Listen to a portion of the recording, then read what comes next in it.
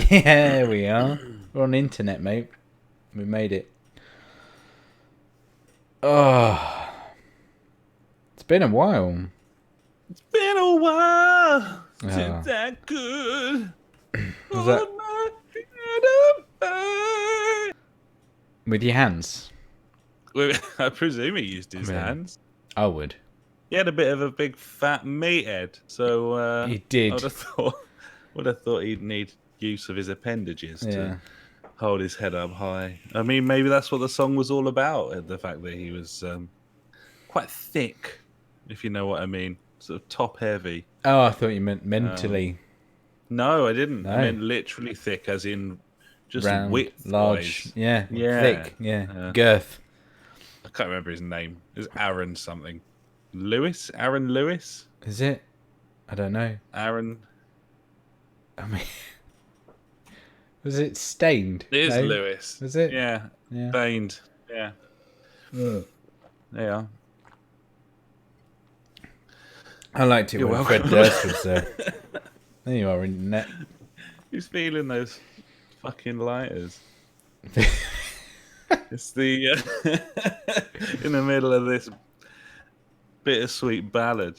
Just yeah, it's the real motherfucking deal, yo. Oh, yeah. Sorry, I need to do something immediately now. Yeah, just carry on. It's like the saddest moment in the most touching film you've ever seen, and just as they get to the point where someone has just died and everyone's really upset, then Fred Durst just goes, "This is so motherfucking sad." Just fucking comes in. It's like, yeah. In case you didn't know how to feel, Fred Durst is there to help you. Oh. There you go. Just Should gonna we do get- it? Should we do a pod? Probably. All right. You good to go? Yeah. Cool. Off we go then. All right. Hello and welcome to the JfG Podcast. This is episode 222. My name is all the Alex, and I'm joined, Weird. as ever, by my very good friend Ash. Hey, buddy, how are you doing this week? Episode 222. Hey, buddy. Yeah, as always, feeling good on a Wednesday. Yeah, I'm just popping a picture of Andrew Lewis and Fred Durst, Andrew Lewis, or whatever his name was. Who was Aaron it? Lewis. Aaron, close enough. Whoever it was, we were just talking Stained. about. Yeah, Stained. Yeah, they're on the live stream now. Excellent. Excellent. Just there in the bottom left-hand corner. No one knows why. It's No one because- knows why. Well, I know why, buddy. Well, It's we because do. this episode of the JFG Podcast is the real motherfucking deal, yo. The real So, motherfucking feeling those lighters. feeling those lighters. Yeah. There we really, go. Really feeling them. Feeling those lighters. Got it. Yeah. Name of the podcast. Right. We're- Yeah. We're back, everyone. Yeah. We had a 2 weeks off, and then we start with this shit. Well, Yep.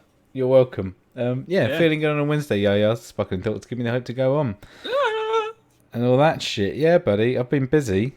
Not Oh, gonna go on. lie. Well, the reason I didn't do last week's podcast because I was absolutely bollocks. I had been painting the bedroom. We got it all replastered and it's all lovely. Well, it was really shit in there actually. It was better than what it was. It was nice Okay. and smooth. And yeah, for some reason I was painting every evening till 11 at night, and it's quite dark in there. The lights weren't working because they weren't all wired up yet. That's one of the jobs I also did at the weekend. Okay. So I was painting whilst holding my phone, with the old torch on. That seems entirely sensible to me. Yeah. I can completely understand why you were doing that. Yeah, and when it came to doing the podcast on Wednesday, I was just like, you know what? No, just no, buddy. I can't do it. I'm You chose physically. bed. I did. I did choose bed, which was nice. It was really nice actually. I enjoyed bed.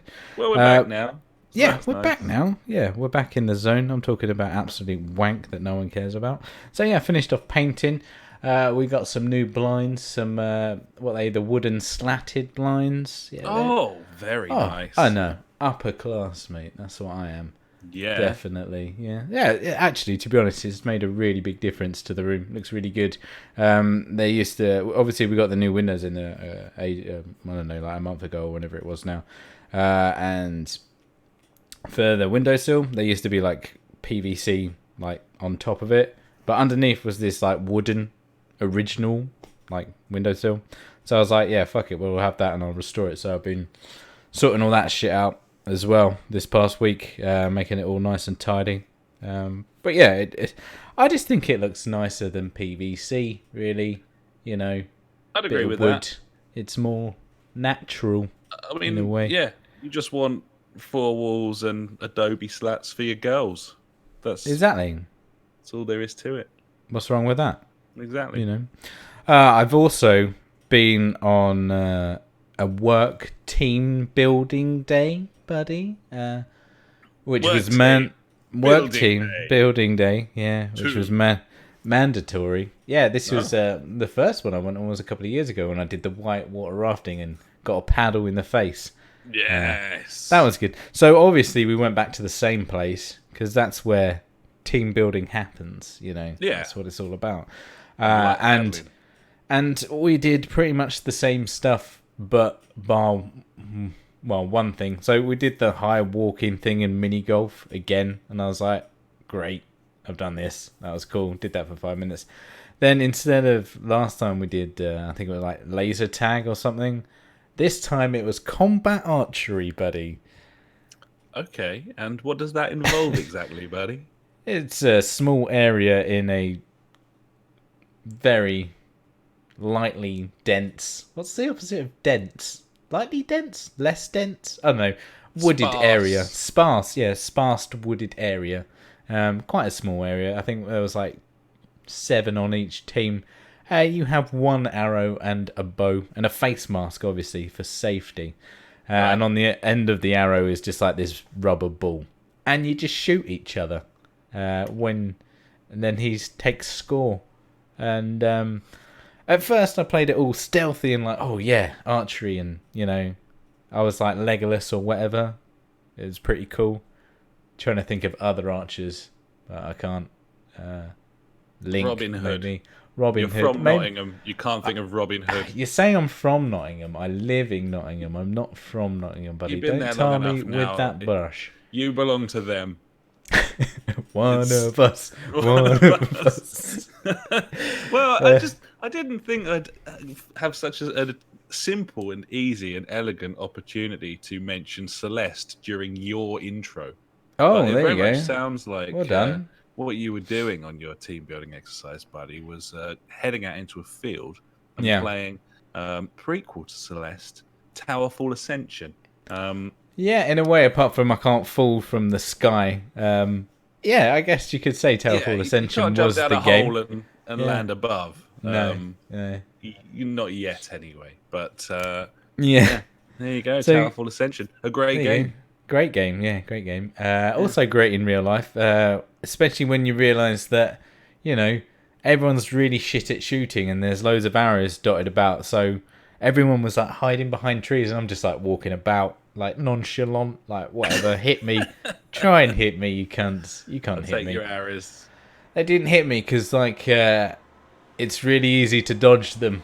I had a moment where there was like a really thin bush tree, we'll say, between me and one guy. Obviously, either side. He had an arrow. I didn't. I did the classic left, right of the tree, and then we laughed. It was great. That was team building. There you go. And then the final thing of the day, buddy, was the wipeout challenge.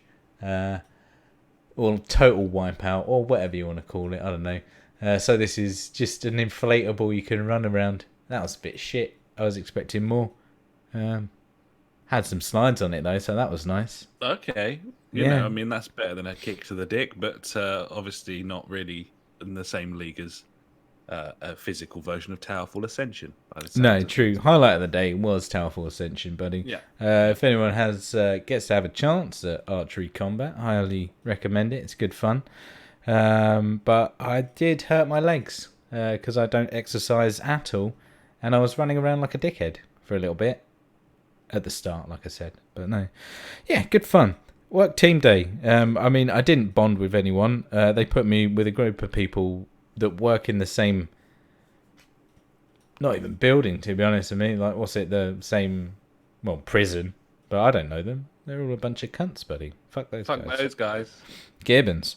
Other things that I've done over these past couple of weeks, I've been to pubs, which has been very nice. Lovely, yeah.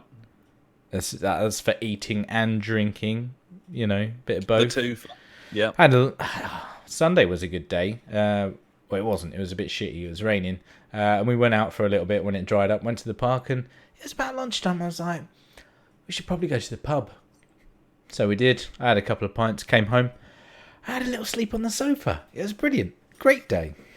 Gotta love that. Wonderful stuff, buddy. It was fantastic.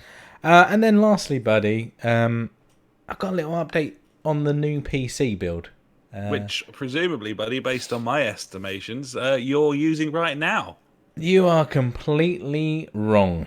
I'm not using it right now because if you remember, I took a punt on a random Amazon seller who had no feedback. And obviously that meant that he was a cunt and didn't actually send me the processor that I paid for and had to go through the annoyance of dealing with Amazon to get my money back. But I got the money back, which was good news. But by the time I got the money back, my oven in the kitchen decided just to break. So I had to buy a new oven instead of a processor. Shit, and whilst powerful, they aren't the best at, running alongside a selection of RAM and a graphics card. So, I mean, leave you somewhat scuppered. Yeah, it is a shame. So at the moment, I've got everything apart from a processor, really. So it's just a case of waiting until I can afford it, which I don't know when that will fucking be, to be honest. So there you go, buddy. There's a couple of weeks I've done other stuff, which I can't remember as well. So yeah, everything's good, apart from this fucking nasal throat illness thing that seems to have come on today. Yes! You go, girl. I love it. So, I don't know why I said that. Why not? But, it's like classic saying. So yeah, bud. How's your couple of weeks been and shit?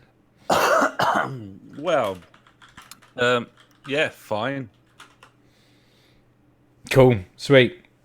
What you been drinking, or what are you drinking then? I guess if that's all you got. I'm fine. I've had various meals out. I've been pubbing. I've got drunk with the funk. I've done this. I've done that. I've done the other. I've been back to the med. I didn't get stabbed. I left without getting stabbed once again. Mate, you're getting too good at that. Incredible. Obviously, incredibly exciting news. I don't think that's been covered on the podcast. For our American listeners, I am going to enter you all in October because I'm going to California for a couple of weeks, buddy. And yeah, I got some family out there. I'm thinking about having a giant JfG meetup or JfG as I was considering on calling. JfG. Obviously an option. I'll have to decide based on, how many thousands of people want to come, the sort of venue. Maybe I want the LA Convention Center. Maybe I can get away with something a little bit smaller up in San Fran. I don't know. But crazy. Either way, it's on the cards. I'm going to the States. And went back to the Med because I'm going on a bit of a family holiday, and we were kind of just arranging it all, buddy, booking the hotel. I know you mean Medway, but I just immediately thought, it's been to the Mediterranean as well. It's been to the Mediterranean to plan my holiday to the States. Yeah, no. Like you do. Medway. Yeah, good stuff. Fucking hell. So yeah, that was fine. I went to a wedding last weekend. Mate, you love weddings. It's my third of 4 weddings this year. No funerals on the horizon at this point. We'll see about that. No, he's got a plan. So yeah, this one was. I mean, I suppose I could rate the weddings out of the weddings this year. Yeah, go on then. Highlights. I can't remember the first wedding. Oh no, I can now. This was second out of the 3 so far. Okay. So obviously the first one was proper shit. well, maybe it wasn't. Maybe it was the weakest of the 3. But there's one in November, buddy, and that one could be even worse. So Who we'll knows? see. We'll see. Who knows? But hey, weddings. Everyone loves weddings. Who doesn't? Yes, exactly. So that was great. And then, nothing much else, buddy. Went to the Ivy for breakfast last Sunday. That was pretty fucking special. Thursday night brushing with friend of the podcast, Paul. Last Sunday just gone. Obviously, it was the old Hungaro ring, and that was a fun Grand Prix. Yeah, the football was back cracking. with the Community Shield, and season's fuckers. kicking off at the weekends. Pretty fucking exciting, if you ask me, buddy. We got Friday night football this week, Liverpool Norwich to kick off the season. I'm looking forward to that. Looking forward to that very much. And I'm not going to be on for game night on Friday, buddy. Oh, he's fucked it. Fucked it, mate. Absolutely ballsed it. He has. Luckily, I'm going to be at my dad's house, and he'll have the football on there, so that's okay. Oh yeah, you got your football. That's good stuff there. Yeah. Well, there you go. In answer to your original question, what am I drinking? I'm drinking the only thing that was left in the fucking shitty garage that I go past on my way home, which was pint cans of Kronenberg, which no one actually fucking wants, but was literally better than nothing. See, I don't mind Kronenberg. It's all right. I don't like what it does to me, buddy. I don't like what it does to me in the morning, the very early morning. Yeah, it's very, very unpleasant. What are you drinking, buddy? Anything? Any improvement? Any takers on? I'd say it's an improvement. I'm on the old Abbott's Ale, buddy. Oh, that is better. That's nice Green King, you know. It's a standard. It was on. Went to Tesco and they had their whole thing of, oh no, we're clearing out all our booze section again because we've got to make room for the new deals and stuff. So it was in the reduced to clear 12 cans for £8. I was like, I will fucking drink that, son. Fucking nay bad, buddy. Very nice indeed. Well, with that in mind, of course, the topic for this week's podcast is video games. Although you wouldn't necessarily know at this point. Although I do. What are you on about? We've spoken about Celeste and Celeste. You know, still waiting for those new levels for Celeste. They'll turn up, mate. Don't worry about it. It's all good. Turn up because I'm fucking gagging for it, mate. So he loves it. Yeah. I suppose with that in mind, we should probably go and talk about what we've been playing, and I've been playing a lot. So let's head on over, buddy, into what we've been playing.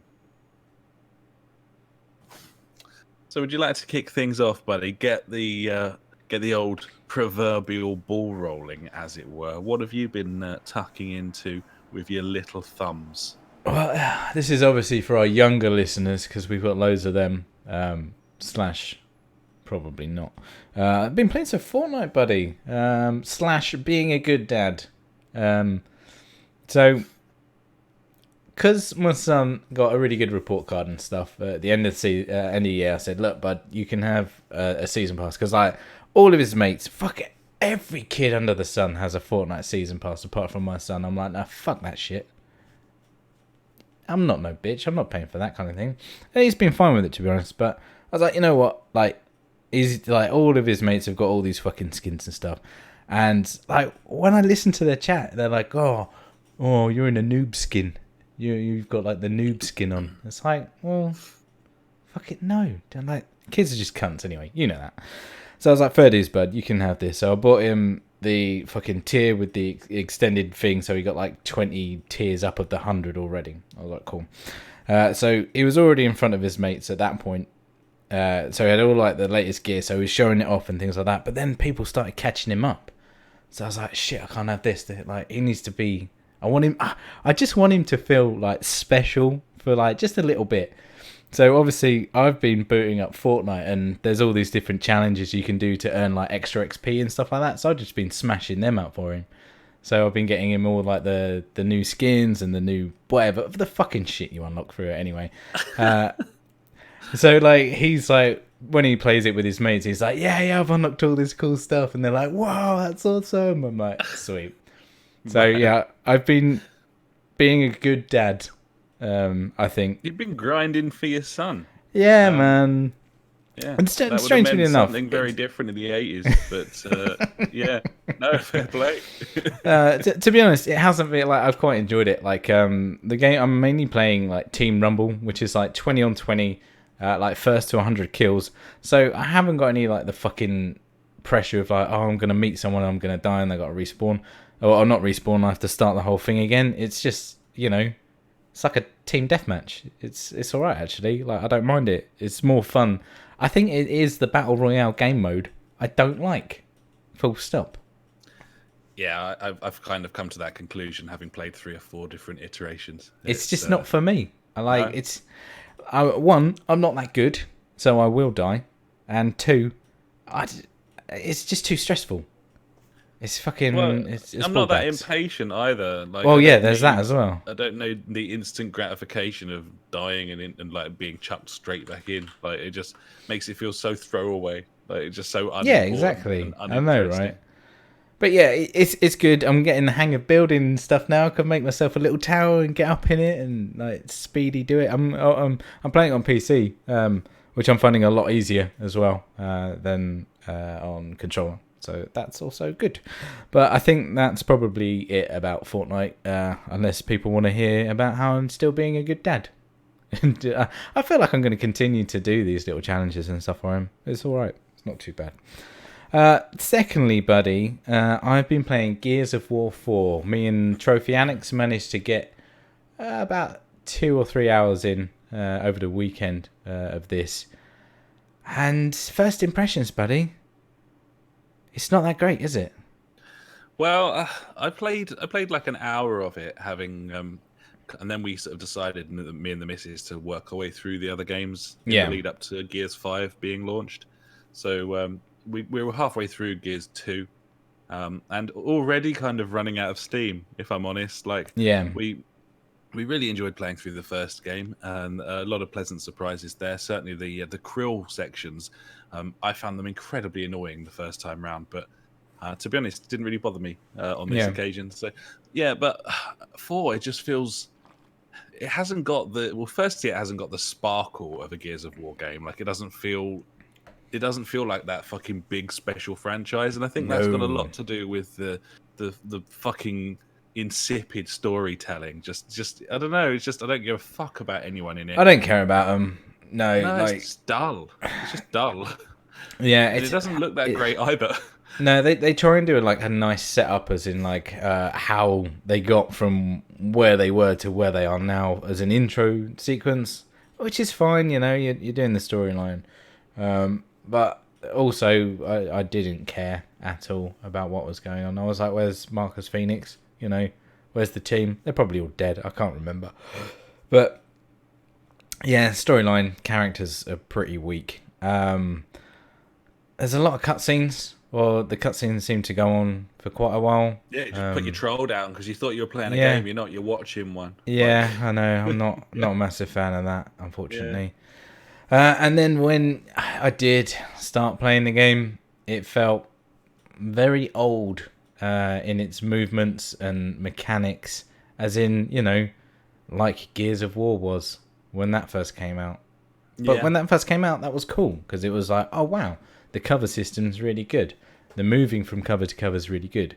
But unfortunately nowadays, I'm going to compare it to The Division. That game shits all over it with its cover to cover movement, and also the shooting. The shooting in Gears of War 4 is horrific. We were playing it on hardened mode or whatever it is. That's not normal. The next one up, thinking, that'll be all right. It'll be fine. I was continuously running out of ammo and just being stuck in positions which I shouldn't be in. It's. I don't know. It just feels like a really old game, sluggish, and I don't know. The movement, the shooting, everything. Well, they're the main things in that game, and obviously, the enemies are just complete bullet sponges, like The Division. But once again, if if the movement and you can't flank them as easy as you can, like the countless times I was not going into cover or I was diving out the way and things like that. It's just not good enough. I'm sorry, No, it's not. I mean that was a real staying point of the first game as well. We found that the enemies were very, very spongy. I mean, put it this way: there's currently a Gears 5 technical test running, absolutely Yes. open alpha to anyone who wants to play it. I Yeah. haven't even considered touching that. I just don't care at all. No, I mean, maybe I thought partly about because it. it's online and I'm not interested. Yeah. But it's just I just think that. I mean, I might be completely wrong. They've maybe like revamped the whole thing and it's brilliant now. But I thought it ran out of steam after the second game. And, I think you're right. Nothing to suggest otherwise so far, to be honest. Well, yeah, I think you're absolutely right. I got Gears of War 3 when I bought my Slim 360, is it? The first black one? Not the Elite, but, the new redesign. Because I needed a new one at the time. And I think I loaded it up once and then, nope, didn't play it ever again, which is a shame. But yeah.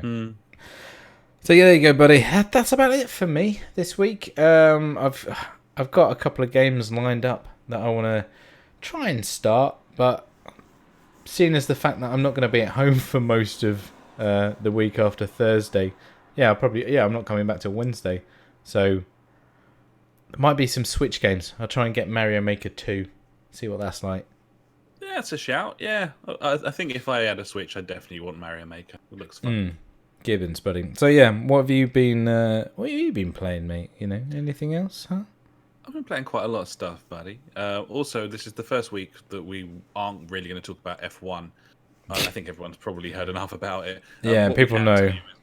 We're now playing that thing for like 2 nights a week. So yeah, full on. Absolute obsession for all of us. It's a masterpiece of a game. And I forgot that it was Drive Club Monday. And Yeah, when I got in my car from work and had the messages all ping up, I was like, I feel happy now. Yeah. I feel good. I'm excited. A lot better. Yeah, it has. It's made Mondays good. Yeah. So yeah, we are playing that still, but we're not going to keep talking about it forever because that would be insane. So what I have been playing is a little rundown for you, buddy. Crash Team Racing, firstly. This game's really good. I'm sure the old game was really good. Yeah.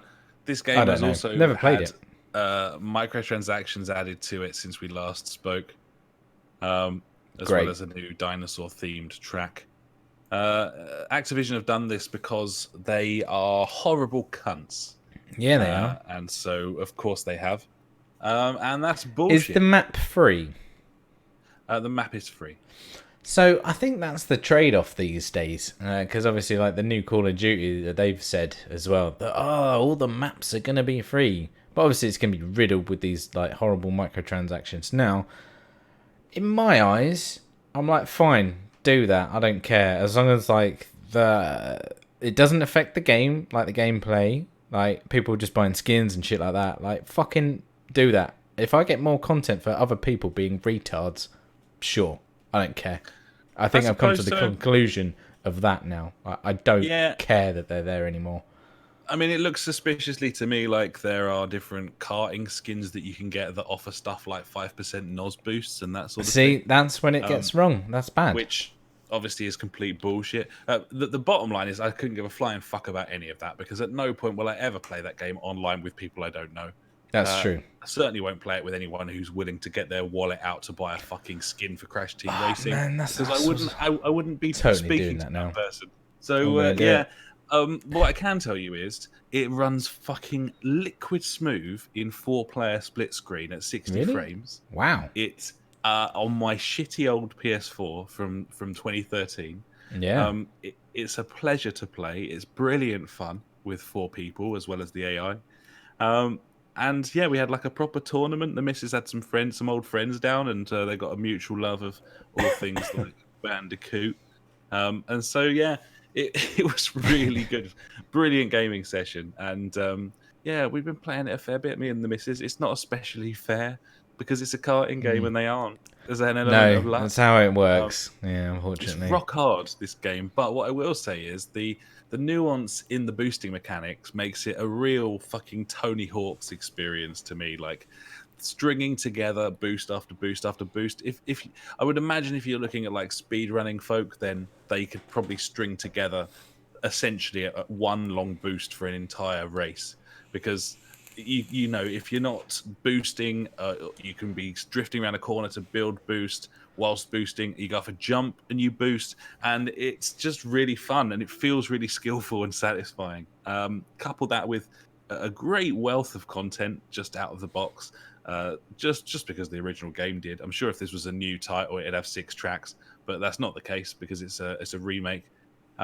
It's just really good, and at the price that it came out at as well, and the fact that it'll hit a deep sale and be 20 quid in no time. Like that's fucking money well spent, buddies. I promise you that. If you're after a good fun karting game, there's a shortage of really quality ones outside of the sort of realms of Nintendo, where no one wants to tread. So yeah, I thought Sonic 1 was a bit disappointing. Really didn't review very well. Didn't look that great in the end. I was pretty disappointed about that, but massively surprised with this one, and sort of semi-hated it when I first played it because of how unfair it is with the sort of blue shell mechanics and shit, but frankly it's a lot of fun and really, really good.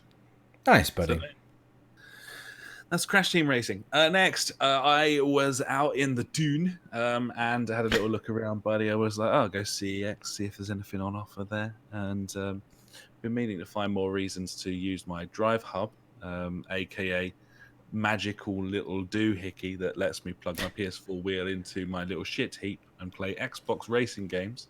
And they had Forza 7 in there for 12 quid. And I thought that was quite cheap for the most recent Forza, even if a new one's coming out soon. True. So I snaffled that shit up, buddy, and I've been having a fucking ball on Forza 7. It's brilliant. That's what you want, buddy. Really good. Again, like an obscene amount of content. You know, like you've got all of the tracks that Forza 3 had, plus like double. And then in terms of the vehicles as well, like masses and masses of vehicles.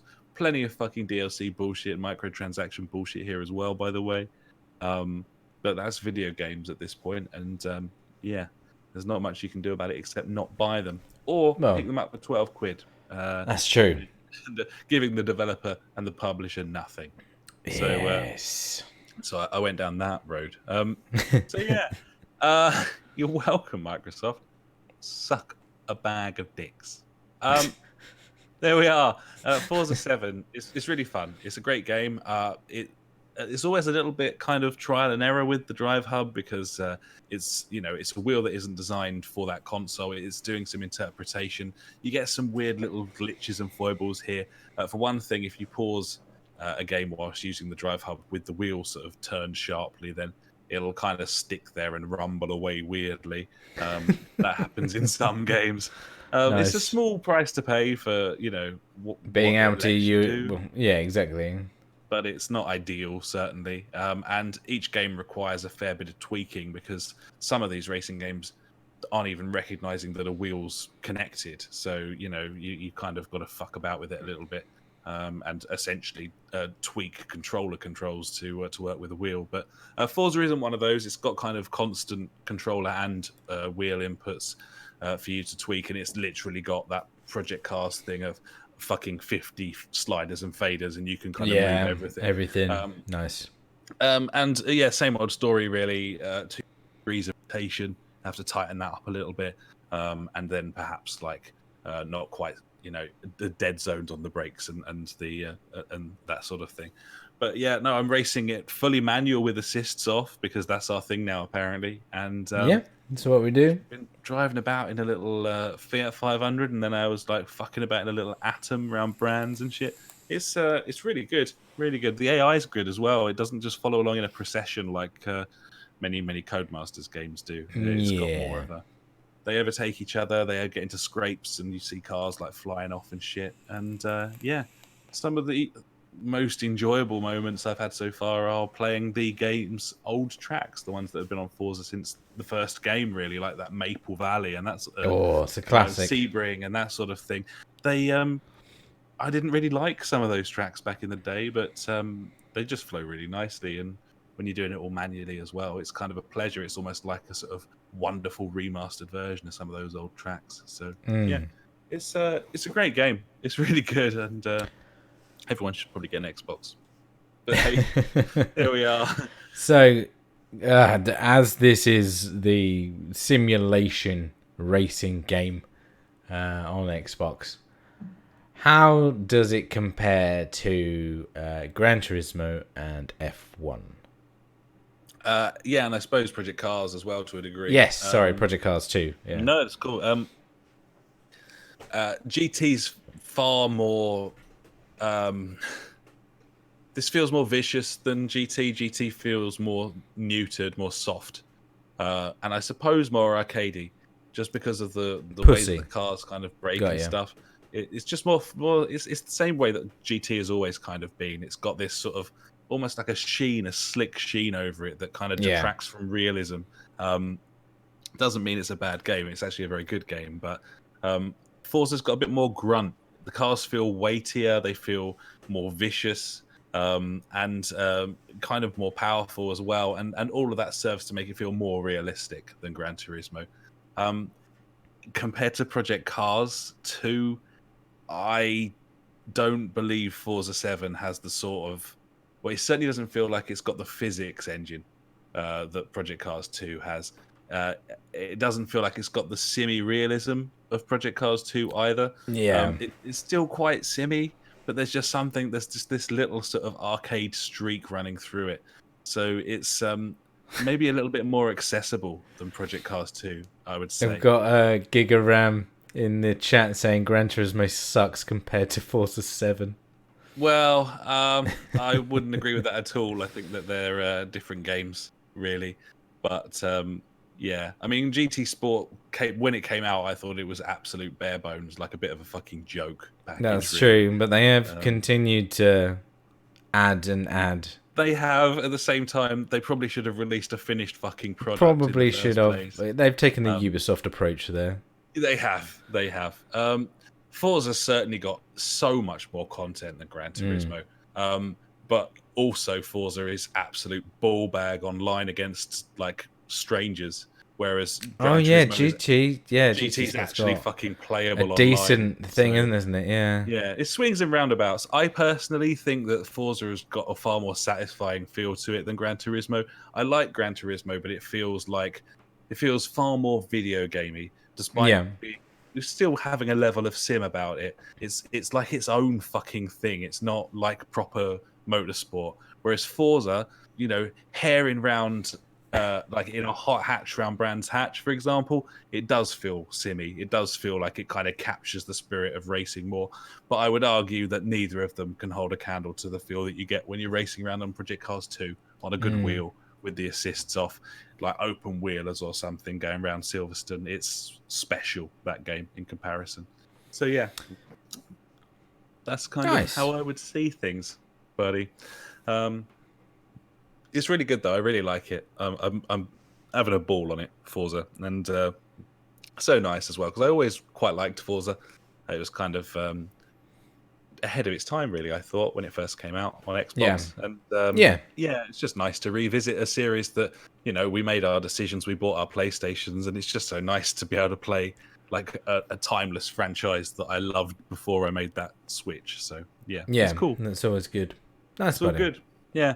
I was going to talk about Shadow of War, but I've only played very, very briefly. I'm kind of through the intro and about a half hour later, so I want to reserve judgment on that for a little while, and we'll see on that one. Funk's got a little thing to say about that as well, coming up a little bit later on in the show, buddies. But a couple more things that I've been playing, buddy. Firstly, I've been playing My Time at Portia or Porsche. I don't know. Probably not Porsche, but it's My Time at Portia. This is on Game Pass. It is an RPG stroke Minecraft. So it's like it's like bad. Fable with Minecraft mechanics. Like you run a workshop and you have a builder's manual and you take on projects and you build, and you do that by going around an open world environment collecting resources, and then building shit and then taking it to people. But then there's also full blown like dialogue tree, story elements, and decisions and missions and all that sort of thing. And it's really weird, to be honest. I don't really know what else to say about it. It's certainly not a game that's designed for someone like me, but quite nicely put together. It's quite cool. What is this? Pardon? I'm just looking at images of it. Like, Yeah. they do farming and stuff, and yeah, it's got farming. It's got like Viva Pinata sort of mechanics in there as well. weird. So it's like Stardew Valley and Minecraft and Yeah. okay, yeah, sure. Are you going to continue with that? I don't think so. No, not sure. Not sure why I would. The miss is just quite taken with it though, so Yeah. it might continue to get an airing. It seems quite good at what it's doing. I think it's more of a kiddie game. Certainly Yeah. sort of very fetch questy. Yes, and that's the issue with games like that, really, isn't it? The substance of the game is slim to none.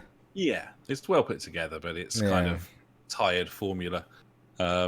Speaking of, the other game that I've been playing this week, buddy, is the latest Another tired Worms formula. game. Yeah. Worms WMD. Yeah. This is just rubbish. Right, there we go. That's the review I need. Well, it's just Worms. If it was the first Worms game, it would be probably quite good.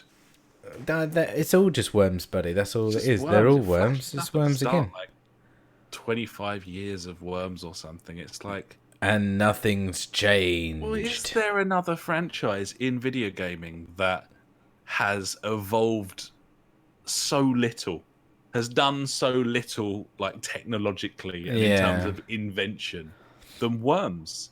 Because it's the same fucking game. Like, I'm going for Tetris. Never mind going for Tetris. The jump from like Worms 97 to like Worms Armageddon, for example. Yeah. That was probably a slightly larger leap, although still, mainly graphically, it's still the fucking same game. Yeah. Since Worms Armageddon, it's the same game. They they tried 3D, buddy, and that didn't work. Yeah. Well, this thing's got vehicles in it. That's the twist this time. Is there a Worms Battle Royale game out yet?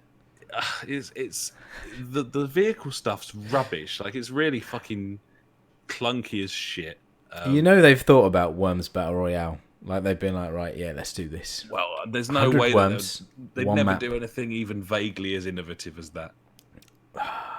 The legacy of Worms is a dude created the game whilst doing programming at school. He sold all rights to Worms sometime in the early noughties and bought a nightclub in Bournemouth. Yeah, he did. Which he ran into the ground, and now who knows? That place is closed.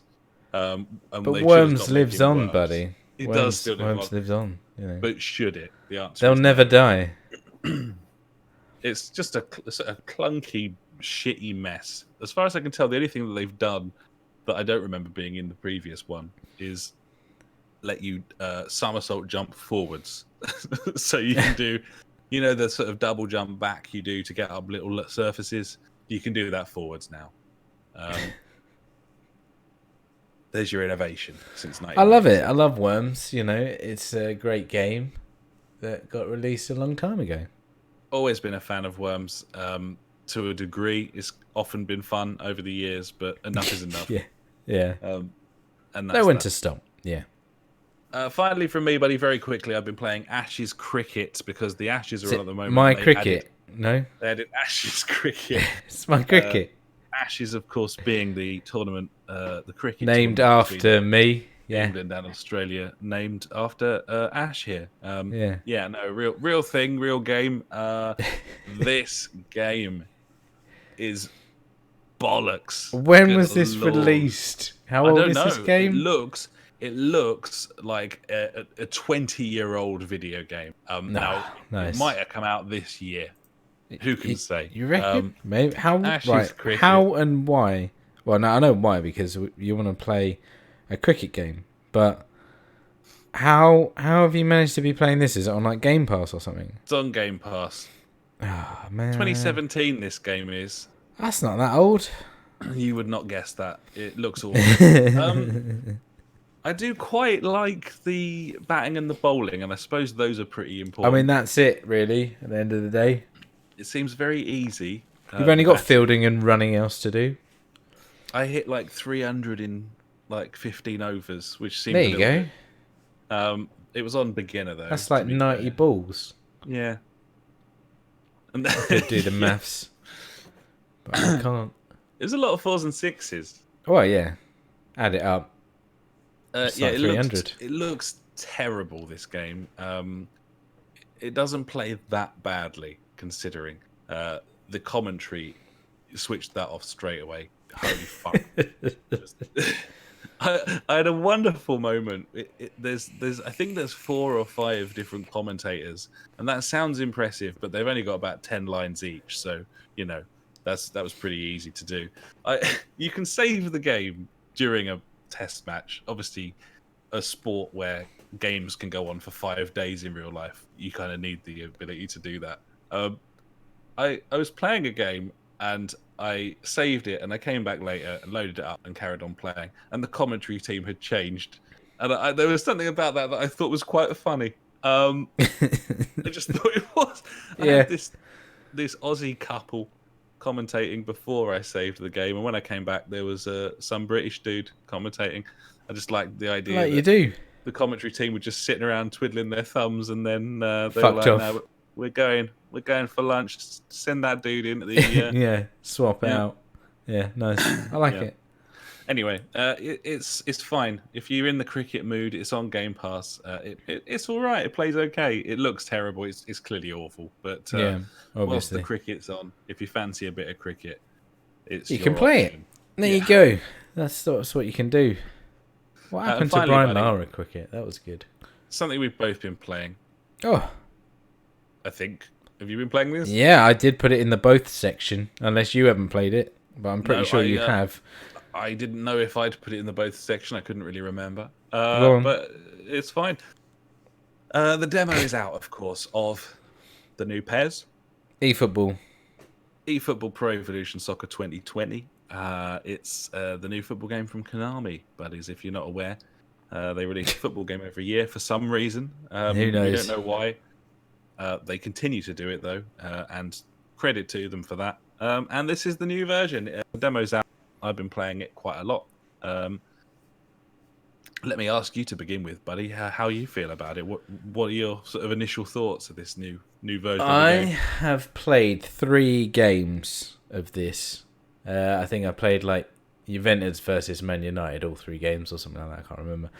So the first game I load in, first of all, that camera angle was a bit odd to begin with, but I grow to like it. It's fine. I can deal with that. It's more like a live camera.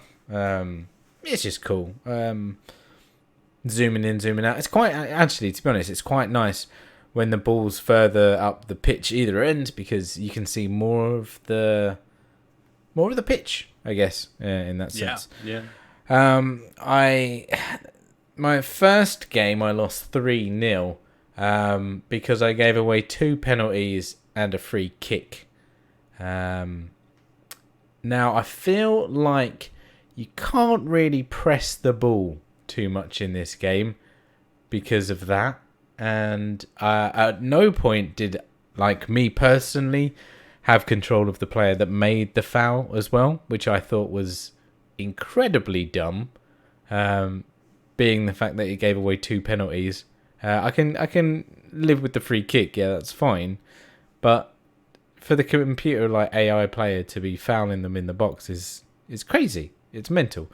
Then second game, I think it was 3-3, and then in the last game I beat him 3-1, I believe. That's progress.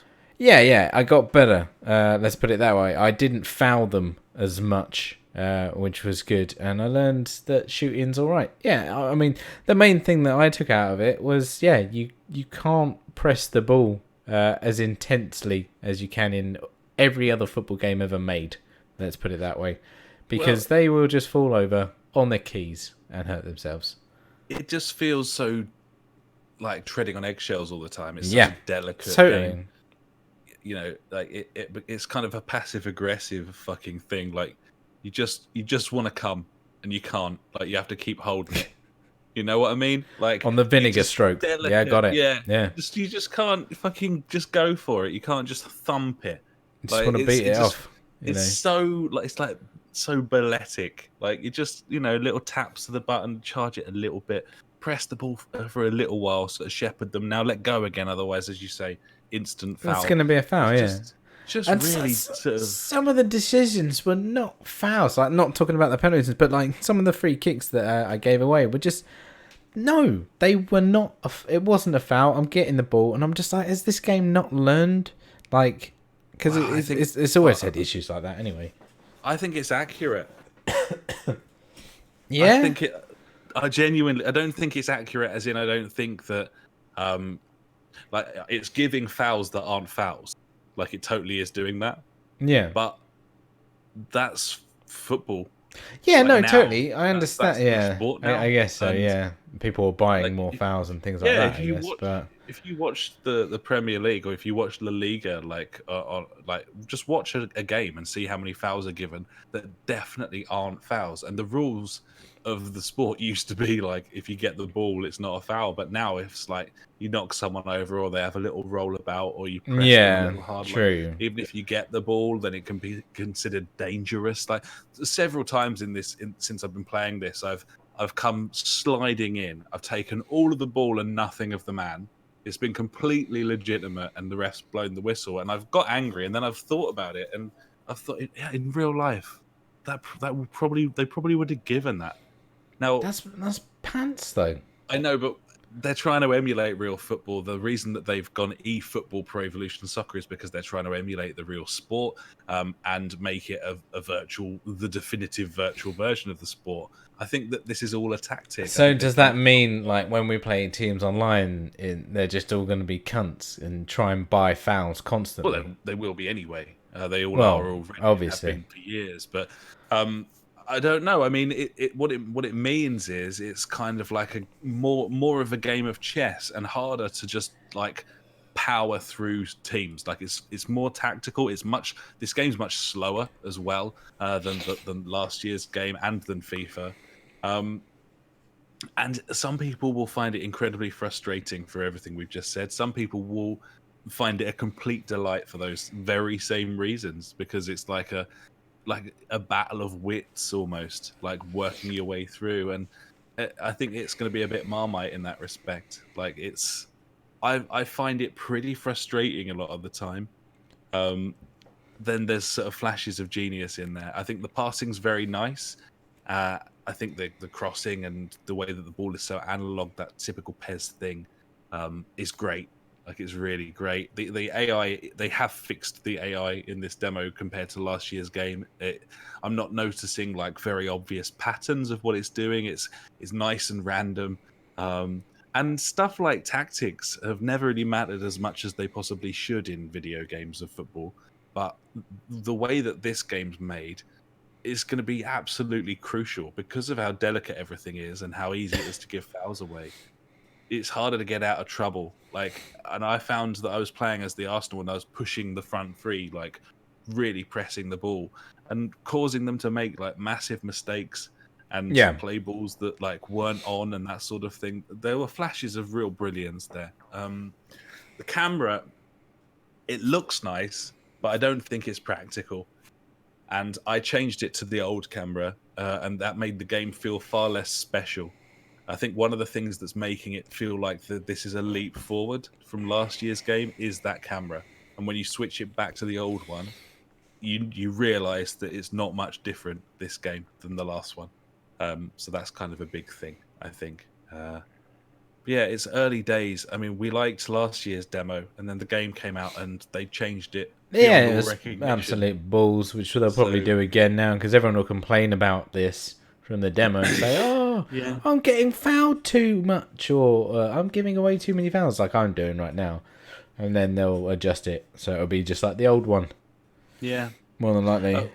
What I will say, and we already knew this, is the how analog it feels compared to FIFA. It's night and day. Like this game feels like the ball could go anywhere, and anything could happen. FIFA, for all of its slickness and for all of its and lots of fun, like we've had a real lovely time playing that game quite a lot over the last year or 6 months or whatever it's been. But it just can't hold a candle to that pairs game engine where you just feel like any deflection could occur, any that you can put the ball anywhere. You can't do that on FIFA. Whether it's worth buying, I think time will tell on Yeah. that one. But So it's not going to be a day one then. I don't know. I don't think we can trust them to have not fucked with the, Exactly. the Yeah. AI. No, I'm totally I with also you. don't know how we'll find out. No, we won't. Because We will never know. video game reviews are all just fucking like mood pieces now. No one actually talks about what's going on in the game, like the fucking old school days where you get like sound, graphics, gameplay, and shit. You know, try and find out what multiplayer modes a new video game has by reading previews and review content. You can't. Not going to happen. No Not one going to fucking happen. talks about the actual stuff that I care about. Yeah, exactly. You know, whether when this game comes out, there will be not a single review that says what the differences are between the final release and the demo. It won't be mentioned anywhere. And at that point, you have to kind of, I mean, you can't walk into a shop and try it out anymore because the shops don't exist. So it's basically buy it or don't. You know, it's weird, but hey. It's the day we do. Yeah, Under-promising. no, it is promising. It's good news that you're kind of excited about next year's football franchise. A little bit, yeah. Yeah, because that was all but gone not so long ago. I'm having fun playing it. I haven't wanted to play FIFA since the demo Since came playing out. that, yeah, that's nice. We did actually play 3 games of FIFA on game night, and it went very well, and it was really fun actually. Nah, But yeah, there we are. Football games, everyone. they come out So, yeah. every year. Gibbons. So yeah, there you go. That's what I've been playing over the last couple of weeks, and yeah, I hope everyone enjoyed that incredible insight into a selection of mainly old games. Nice. And now it's time for the news. Da news. Da news. Oh, fucking news. Yeah. There's not much news, even though we've got 2 weeks to get back on. I know, there's fuck We're in the all. fucking drought right now. There's nothing. There's just nothing. Number one. The Epic Game Store adds cloud saves. Yes. Not to everything yet, but it's kind of on the way. Some games. So it's kind of like Nintendo do it. Yes. Yes. Badly. No. Yes. Like Nintendo. Sure. So yeah, that's happening, and people are pleased. So that's nice. You know, they're getting there, aren't they? Epic. Scraping I mean, by. yes, Money out of yeah. the house. Just- After their 3 million payout for the fucking tournament and whatever. Tell you what, not that I gave a fuck about that, but I was on YouTube earlier and it was fuck knows who the guy is. Does one of the late shows. Jimmy Fallon? No, not Jimmy. I Jimmy don't know. Fallon, Jimmy Kimmel. Yeah, Jimmy Fallon, I think it is. He had the dude on there that won it. And fair dues to the dude, the 16-year-old. He's just a humble guy. I thought, oh, he's going to be a massive tool. He's just a nice guy. It's like, yeah. Fair play. Like, I wake up at midday on a weekend, have a banana, then I'll warm my hands up and then I'll play Fortnite. And that's it. There you go.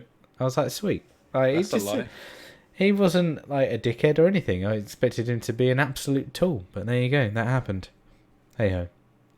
Yeah, Anyway, that's also news that happened this couple of weeks. Yeah, some kid from Essex got second in that thing. Won Yeah, like in the duos. a lot. So Yeah. Yeah, but hey, that's esports. Esports, yeah. I don't really understand it. Yeah. I do understand it. I just don't. I don't appear to be able to get excited for that. It's because we're not really competitive gamers, buddy, I believe. I think that's I what it guess is. not. I don't care who wins. I mean, do you think if we were younger, we would be? I don't. I don't think we know. would care. I don't I know. think if we were younger and you had your setup, you would take sim racing way more seriously. I feel like you would get balls deep into that. Yeah, I would. Yeah, if I Yeah. was younger and had the time, then yeah. Yeah. I mean, even now, like I'm already thinking. In fact, I'll leave this until the end. What I Okay. was about to say there, but yeah, no, I think you're right. I probably would get into it. Yeah, Yeah. yeah, Yeah. yeah, Number 2? yeah. I'm just making a note because otherwise I'll forget my old adult brain. I thought about saying something later, and I've forgotten what it was now. There you go. That's why I'm doing this. There we are. I decided to create that incredibly unfortunate sort of pause there where no one even knew what was going on. Trophy I Addicts insist you leave chips it in. He says, yeah, you're definitely too old. Yeah. Yeah. Too old for most things. For everything.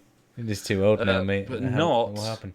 Oh, go on. not too old for the exciting new game Track, which is a wooden train set simulator, leaving early access on PC in September and also coming to the Xbox One, buddy. Fucking trains. Yeah, not just any trains, the sort of ones you used to get in the early learning centre, buddy. I mean, I still trains. get in the early learning centre, buddy. I still shop there. Magnetic carriages and does the early learning centre still exist? Is that still a thing? Yeah, that's a thing. Shit. Okay. Yeah. I suppose that's kind of timeless because what was the expensive make? I can't remember what it was called now. The wooden train set. Yeah, they used to be a really expensive one. I'm thinking. I had Hornby train sets like the. Yeah, but they were like the plastic, the big mechanical, not mechanical ones, but yeah, they were fucking sweet as. Brio. There you go, Brio, like brioche, but not. People were fucking remortgaging their houses to get their kids Brio train sets in the 90s. That's what was going on. That happens. And I suppose with physical toys for children who are so young that they don't understand the world, nothing really changes, which is maybe why the early learning centre is still there, because whilst technology has moved on, it hasn't for 1-year-olds. So no, not really. There you go. So anyway, this game looks wonderful.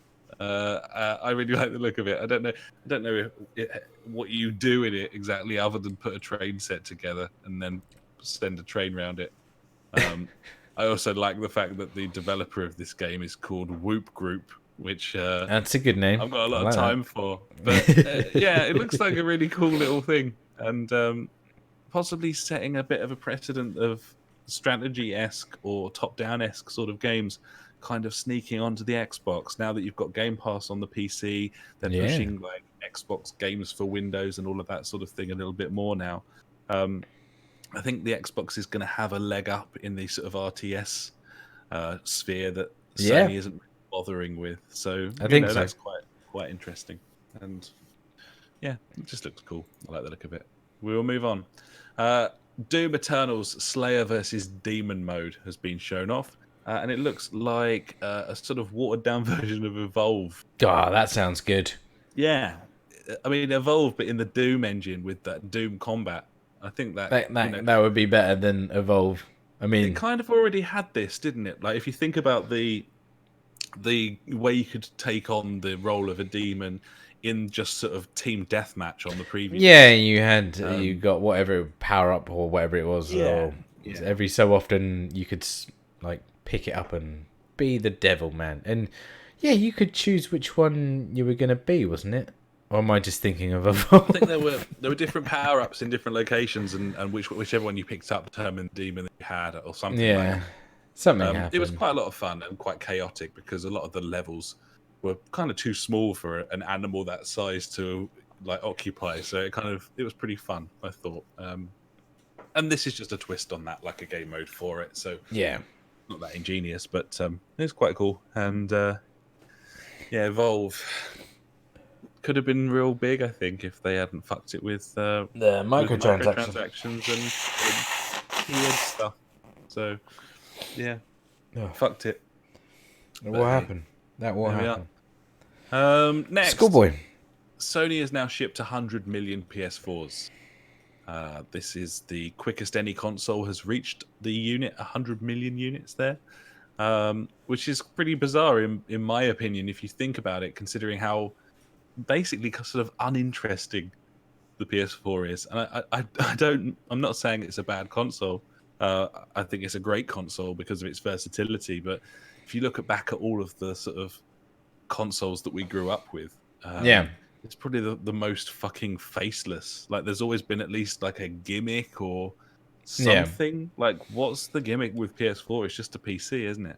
That's yeah. I think what has happened with the PS4, especially with the sales, is now this is absolutely bullshit. It's just me thinking like a split second ago, and that is the fact that a lot of console gamers like ourselves that are involved with gaming on a regular basis looked at the stats when the Xbox One and the PS4 was announced and was like, well, the PS4 is better, so I'm buying the better one.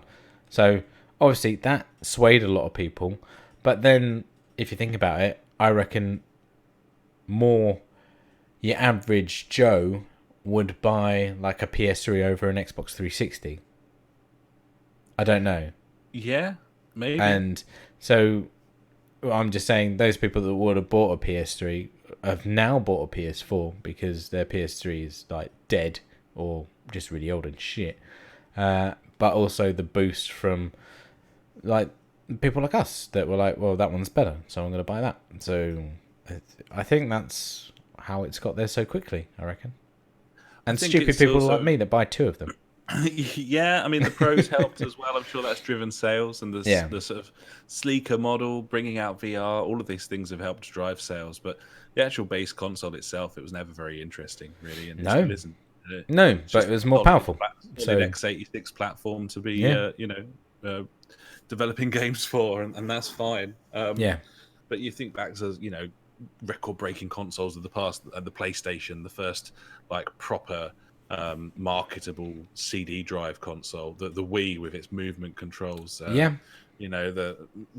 These things were innovative in a way that I don't think the PS4 really is. And I suppose the 360 with its online infrastructure, Exactly. But we're moving towards not needing a box under your telly anyway, so I suppose it that's true. That it wouldn't be like novelty stuff on the But that was always one thing that when these consoles came out, it was like, what's the catch? What's going to draw me in? With the 360, it was like the online infrastructure, the media support, then the addition of like applications to it and things like that. It was forever growing. Whereas with your Xbox Ones and PS4s now, it's just more of the same. There's nothing brand new there. A lot of obviously things have got better. They've improved on what was already there, but there's not that. I mean, I guess VR for the PlayStation is like the big thing. A lot of the sort of biggest innovations are software related, really, but you can't really underestimate the way that it allowed you to hit a button and start broadcasting yourself, like the streaming stuff. Yeah, that's true. I guess that's your new and share play. I guess even though it's not really utilized. Share clips at the touch of a button, like that. Yeah, I guess it's more integration with the internet and stuff, isn't it? Like just got further. Yeah, I guess. Yeah, you're right. Then I suppose PS Plus. Oh, hello. It's all kicking off out there.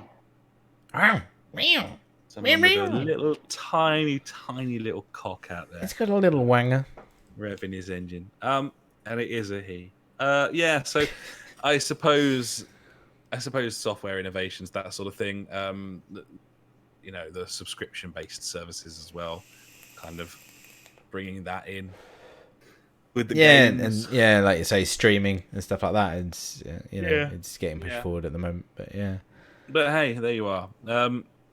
100 million PS4s, so fair enough. I've got one. There's 2 in this household. I know you've got 2 as well. So, Yeah. it's one of those things. And fair play to them. They've done very, very well. And it'll be very interesting going forward to see how Microsoft hit back. They've had to be the good guy this generation, lagging behind. They've had to do all the nice things and come across looking nicer as a business because they're That behind. will happen. Yeah. Sony were like that in the previous gen. And then They were. Yeah. So, speaking of, I suppose to an extent, PS4 because of the VR aspect, No Man's Sky, we announced a little while ago. No Man's Sky, full multiplayer and everything's all kind of in there already in that No Man's Sky Next thing. Next is VR, and it's fully integrated with all game modes. So, as of at some point this month, they haven't announced the exact date yet, you will be able to play No Man's Sky in VR on PS4 online multiplayer with friends who are also I'll do that with you. VR. Yeah, I mean, I think that could be something. It's gonna be an experience. I mean, the space combat could come into its own there to a degree. Kind of the perfect situation for VR, sitting in a spaceship. I like spaceships. Being able to do it multiplayer is it's quite a big deal. Like, yeah, I don't know how it's going to work. Isn't it? It's going to be interesting. We'll see what happens. Giving it a go. Fresh off of the fact that the Wipeout Omega Collection's PS Plus this month, and that means that that's another game that's got VR compatibility, and you can also play in and out of VR or cross play, I suppose, between VR and non-VR players. So. Lots of reasons to be excited from if you got one of those headsets at the moment. So pretty cool, especially with new Moss coming out soon as well. Sweet as the punch. There's just lots coming out apparently. Yeah, lots of VR stuff. Fuck all else. So there we go. Next, Microsoft, Nintendo, and Sony has announced they will only allow loot boxes in games if the drop rates are visible. Or listed, or you can see them, and they will be enforcing this as of 2020. This has been a joint announcement that they've made this week, which I believe a lot of people will probably say that's a pathetic fucking gesture and not good enough and so on. But I would argue, as the platform holders, that's pretty much all they can do. Yeah, that's all they can do. They can't force them. Can't stop persecuting. If these businesses aren't going to be persecuted legally by the nations of the world, then it's not really Sony or Microsoft's job to take it upon themselves to say, no, we disagree with the British government. We're going to stop this from happening, kind of thing. So, it shows that they've been monitoring it. It shows that there's an interest, and they know that they need to keep on top of this because it could become a scandal if more sort of cases emerge. Yeah, of course. Companies and they don't. They're not showing willing to do something about it. Then at least this way they look like the good guys trying to do something. Yeah. But then again, this is law in wherever it is, Korea or Japan or where it is, isn't it? They have to. Yeah. They have to show. So I don't know. It's interesting. It's cool that something's, someone's looking at it, someone's listening, kind of thing. But they'll just toe the line with whatever the publishers want, because the publishers basically control the platforms anyway. Yeah, because that's you pull out a Microsoft and their next console's fucked. So everyone's got everyone else over a barrel, and no one really wants to stop making money. So, I love money. I could do with some money. Yeah, me too. That'd be nice. I'd buy a processor.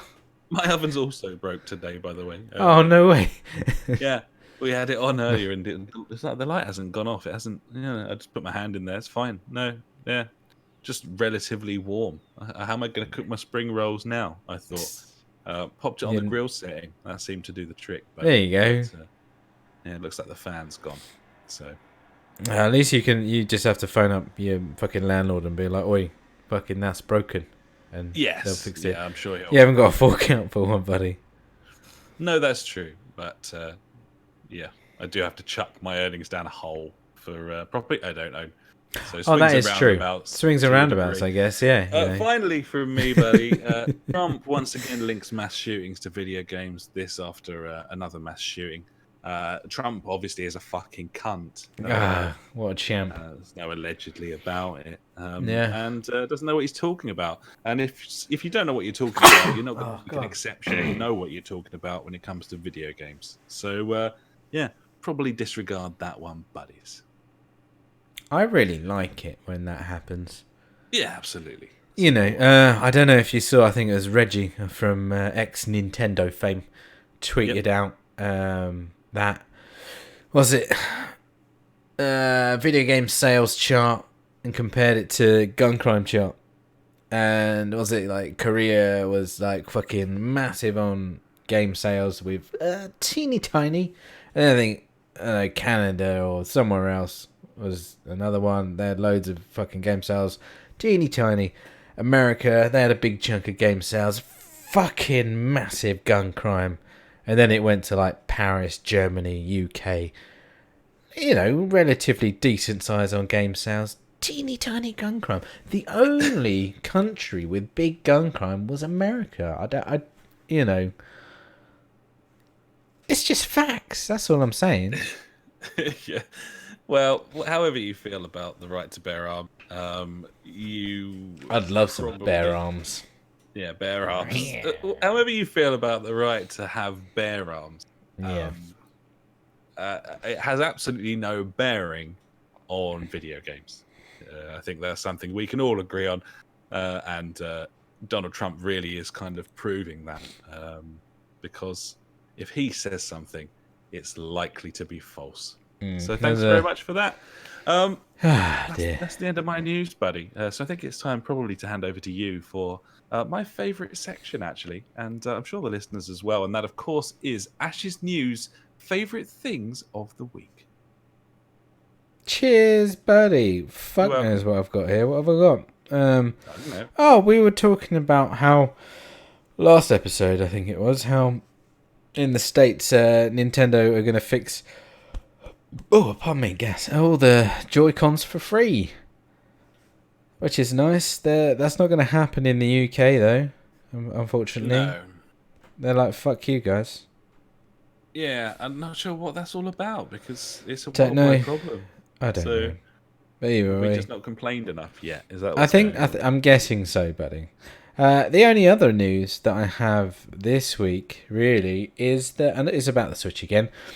Android has been ported to the Switch, and this is successful. It's out there in the wild. You can download it now. Obviously, you have to have a certain version of the Switch to run this. It's got full Joy-Con support. Also, I believe it has PS4 Remote Play running on it. You can play all your Netflix and stuff like it's Android at the end of the day. You can do everything that you can do on an Android. There are a few issues with it at the moment. Battery life is not great because it's running in like something not power save mode, I can't remember. Some mode where it drains battery quite a lot. But if it's plugged in, doesn't matter. And also when it's docked, the screen doesn't turn off. But trust me, it's not going to take long for people to fucking work out this. The only major issues, it's not really, is the fact that it's running off the SD card and not the internal memory. So depending on what SD card you have with your read and write speeds is going to obviously affect performance. But yeah. Yeah, you want to get your V rating up there. But yeah. Yeah, okay. It's fucking cool. Like, that means like you can just have like Android on your TV. It's as powerful as was it the Nvidia Shield or whatever? It's got the same chip in it and stuff like that. So it's going to be a beastie platform for Android on your TV or handheld. It's cool. Certainly, I mean, you resolve that battery situation and you've got the most the ultimate portable machine there. Yeah, running a Switch and then Android, and then obviously every single Android emulator, not Android emulator, I mean, like game console emulator is out on Android now. So if it's not, I mean, it's not as easy. let's put it this way: it's easier to emulate games on Android than it is on the Switch. Yes, of course. So there you go. You It's an can established do all that. semi-open platform, so that just Yeah, makes I think the biggest one that people were on about was the Dreamcast. The Dreamcast emulator on the Switch it's there, but it's not great. Whereas obviously on Android, it's all ironed out, and yeah, it's the bizzo. Yeah, exactly. So yeah, that's pretty cool. I'm excited to try that out. I'm gonna wait a little while before doing it, so I'll let them iron out all the bits and bobs, and then yeah, I'll chuck it on there and fucking see what it's about. Really, like to be honest, I'm thinking because I've got it downstairs, like in the kids' playroom at the moment on that TV in there. I might move it actually into the living room, and if Android on it works really well, then it might end up replacing my Fire Stick. To be honest, yeah, that'd be pretty cool to just lose the device there. It's pretty cool. Can I ask the charging for the Switch? Yeah. Can you just charge that USB? Yeah, it's USB-C. Right. So So if you plug it into I don't know what, A power bank or whatever. power bank or whatever, then you Yeah, you yeah. can detap that and you can just run it off. So if you had like a super like mega high like rated power bank, you could run it like as though it was mains charged kind of thing. Yeah, I don't see why not. Okay. It's at the end of the day, it's like a phone. It's a USB-C connection and it charges off that. Okay. There's no issues with that. There might be actually. I remember when the Switch first came out, people were reporting issues with different chargers and saying you make sure you use the official one. But I don't know. I think they might have just been like retards or something. But yeah, I mean, don't take my word for it. Just like if you do have a power pack or whatever, like just check it. Or just I don't know, Google, I guess. Yeah. Because it could be an issue, but I doubt it very much. Like I've got a Pixel phone and that's USB-C. I've used when I went on holiday. I used that charger to charge my Switch. It was fine. Did the job. Yeah, okay. So yeah. Nice. Okay. Yeah. Oh well, interesting stuff, buddy. Gibbons, B, and that's all I've got this week, buddy. Well, thanks so much for that. That was your news. Before that, of course, was my news. And that, ladies and gentlemen, was the news.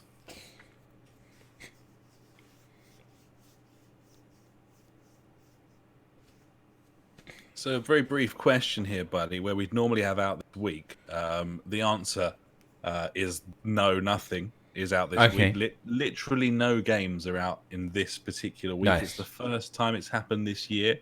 And probably will be the last, I would hope. But what I was talking about with my steering wheel dilemma earlier, buddy, is I was thinking about maybe getting a new steering wheel for Christmas, something with a clutch pedal, maybe a little shifter. Looking at maybe like T300, something like that. Yeah, the next step up. I suppose the question is do you do that? Do you take the plunge? It's like an awkward time because like...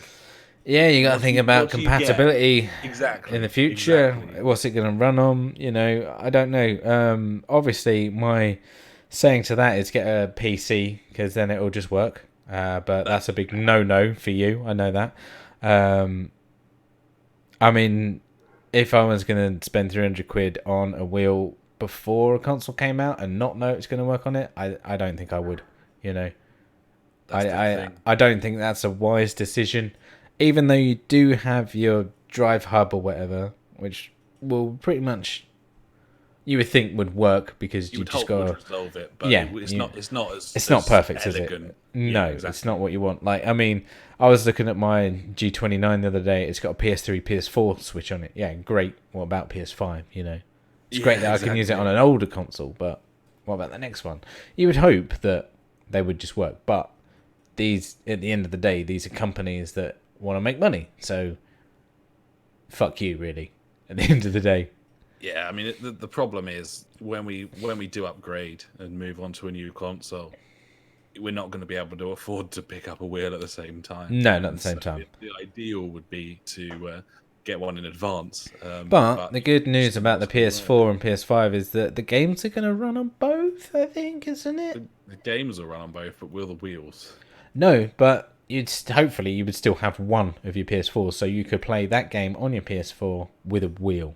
That's what I'm saying. True.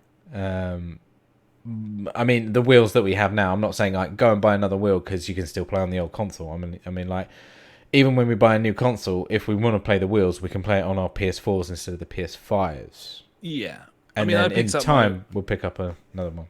I got my wheel for like £105, and I've got an insane amount of value out of that thing. Yeah, like, totally. If that thing broke now, I would be completely satisfied with that thing. I just don't want to chuck my money away on a new one and then find that in a year I won't be able to use it in the way that I want to, kind of thing. So it's difficult. And the main reason I'm bringing it up is because I think mine's kind of very gradually dying because of the amount of wear and use it's had.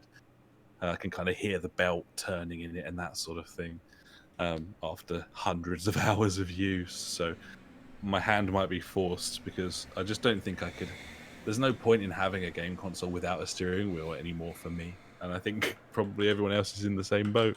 So there we are. Anyway, it was just a little dilemma that I've got, and if anyone's got any ideas, then please get in touch.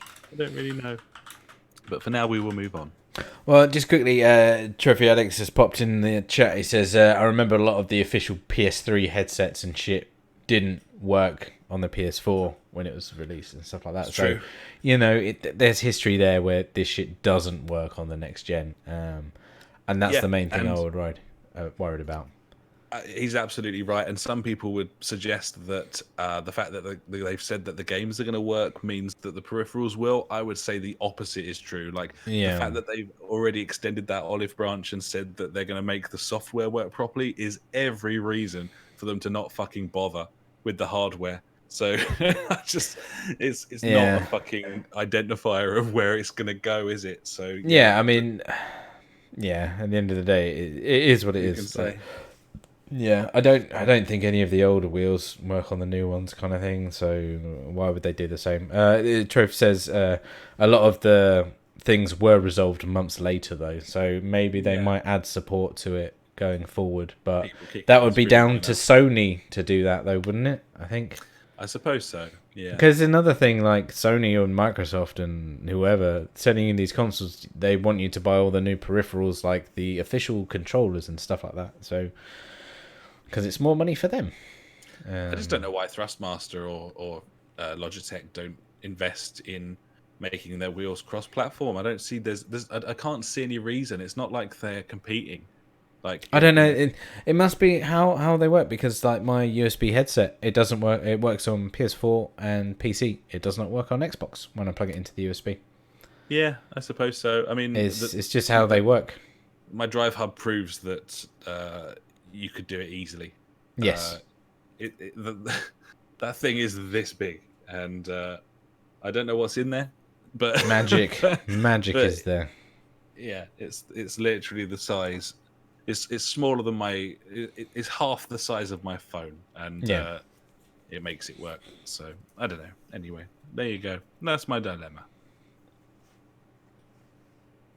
And now it's time for Fuckwit Corner. Has he got any questions, buddy? I think he's just checking in one last time. Funk revealed this week that he has picked up God of War. I'm expecting to hear a little bit about that in the coming weeks. But just a final sort of full stop on the end of Shadow of War, which I've quite enjoyed hearing Funk chatting about as he's been working his way through that game. And he says this, finally finished with Shadow of War. I got to 90% completion. All that's left is some collectible stuff, and I'm not interested in doing that. 57.5 hours of gameplay in the end. The game actually continues with fortress sieges, gear, and killing or recruiting the captains. You can also play online to capture other people's fortresses, but I'm done with it anyway. Fucking great value. Makes me want to take a punt on some of the cheaper games I wouldn't normally have played. So yeah, he took a punt on this and has had a fucking whale of a time with it. And there's a lesson there for all of us, buddy.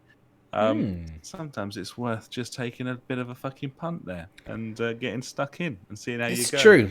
Yeah, I mean, obviously, sometimes it works out, sometimes it doesn't. One game that comes straight to my mind was it Through the Flames of the Flood or whatever it was, that game? It looked really nice from the images. I thought, oh, that'd be a good game. So I bought it. It was okay.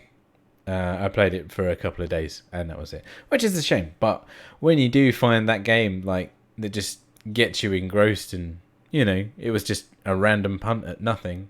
Yeah, it's really satisfying. Yeah, you feel like you found, like when you found a new band, buddy. It's that feeling. Gibbons, you feel like you've discovered something a bit cheeky. Yeah. Yeah, absolutely. Yeah, no, really pleased he's had such a good time with it. And as I said, he's on to God of War now, which is cool. And I'm sure he'll enjoy that very much. But yeah, it is lovely when you just end up pumping loads of hours into something that you just didn't really expect to. Yeah, I've had lots and lots of experiences of that over the years, mainly because I've got very quick to make a sweeping judgment about a game. Bloodborne springs to mind as a great example of a game that I just assumed was not in any way for me, and then I ended up pumping loads of hours into. And to be brutally honest and embarrassingly so, The Witcher is a game that I didn't think was for me at all, and I ended up playing over 200 hours of. So, yeah, sometimes it's worth taking the plunge, buddies, especially with single-player games. Yeah, they are good. So, yeah, thanks very much for that, Funk, and please keep us posted on whatever you're playing next. I've been having a hankering for that Spider-Man game, buddy. I think that could be a good one to...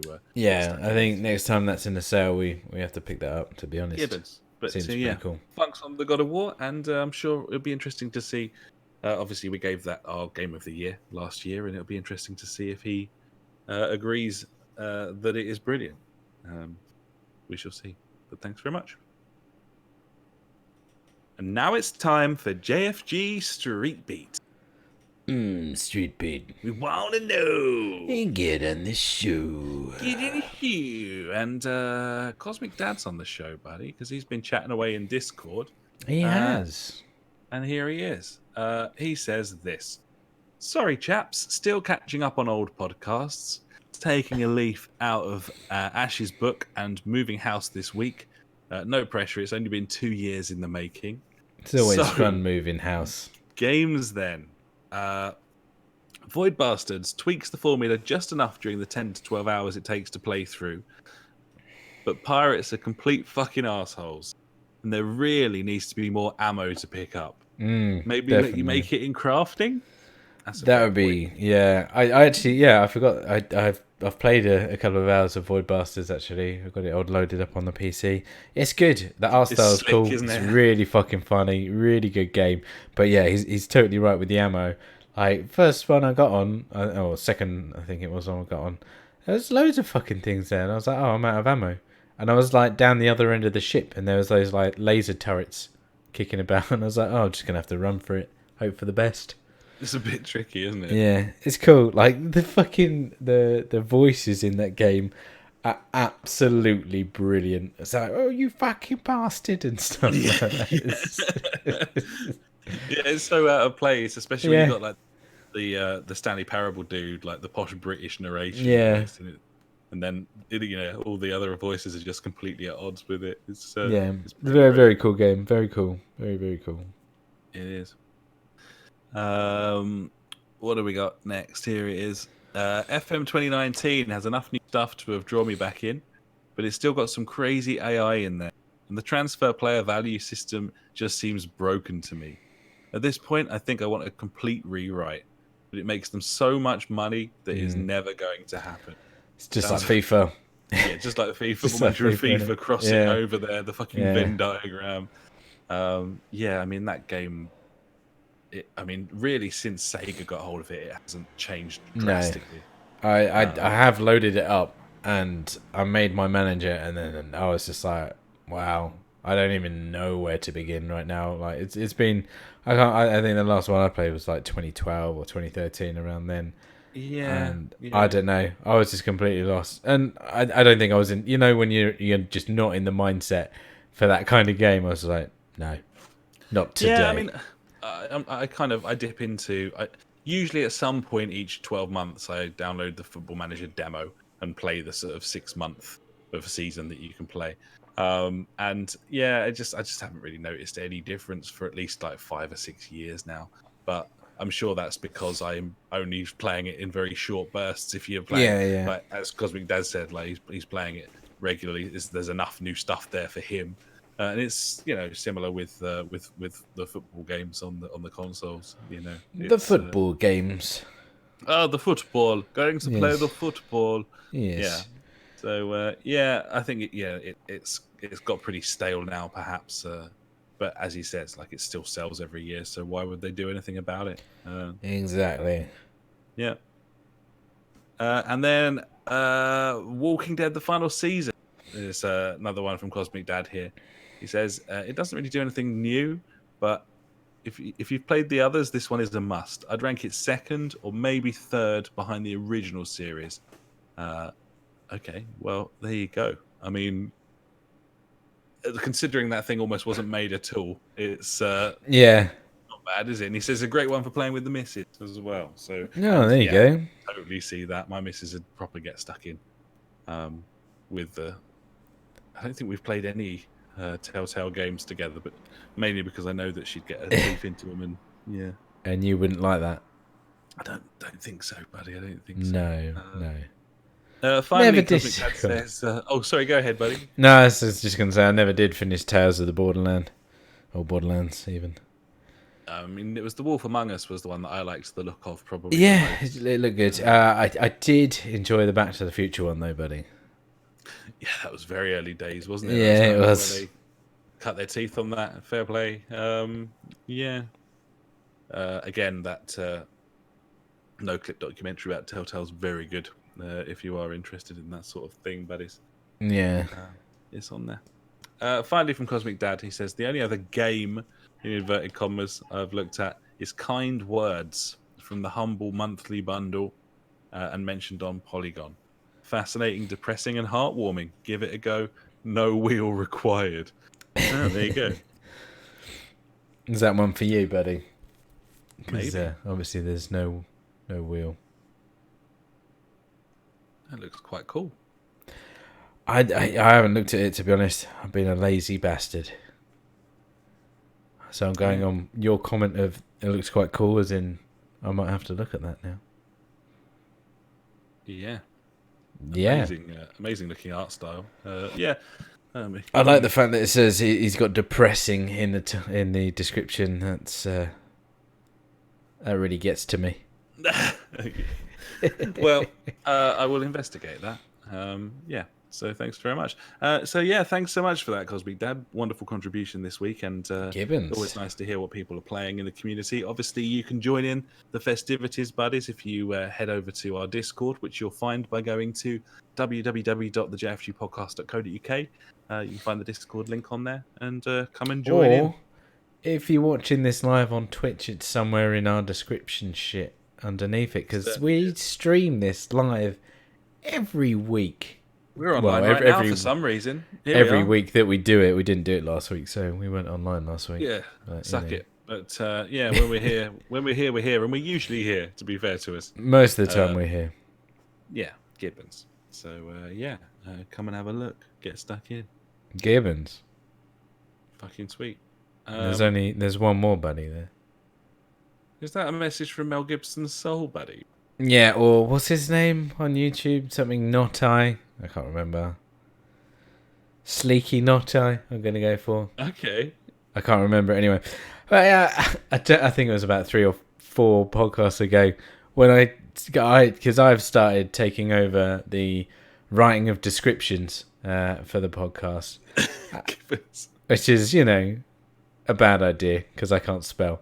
I have to fucking check the title like 4 times before I post it because I'm like, is that how you spell Tom Brady?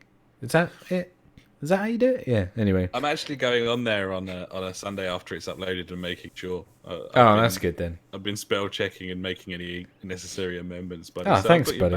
Don't you Cheers, worry. B. That's a team effort right there. Yeah, you get that. And anyway, yeah, about 4 podcasts ago, I started rambling. I was like, I bet you cunts aren't even reading this kind of thing. I was like, here you go.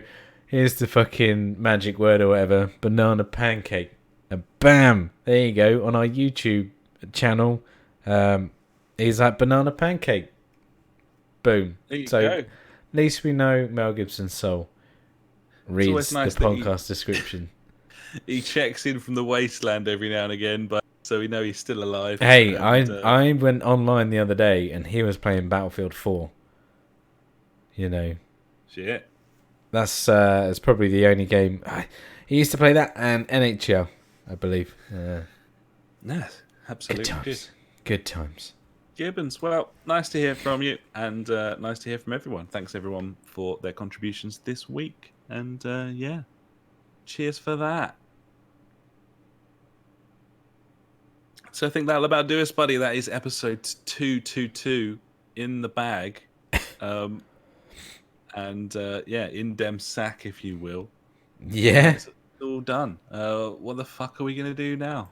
Exactly. I don't know. I'm gonna blow my nose. I need to apologise for the sniffling and the sneezing that has happened this podcast. You know, these things happen. You just wake up one day and you're a bit poorly. It is Mate, what it is at the end of the day. You should never apologise for art. That's true. To be honest, when I sneeze, for some reason I do a woo after the last one. I kind of just do it for funsies. That's something to listen out for. Yeah, earlier on I think I did a couple of sneezes and then you hear a woo. Fucking woo bingo. Exactly. Check that shit out.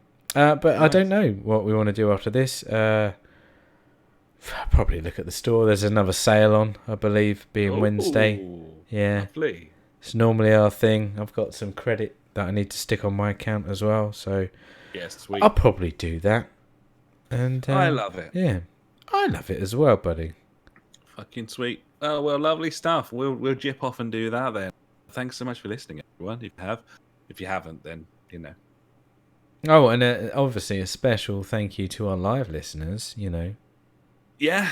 Thank you very much, live listeners. Thanks, Trophy, for chipping in throughout. And yeah, fucking sweet as the punch, buddies. We'll be back next time. And yeah, until then, we'll say ta-ra in a particularly British fashion. I've been Alex. He has been Ash. Goodbye. Ta-ra.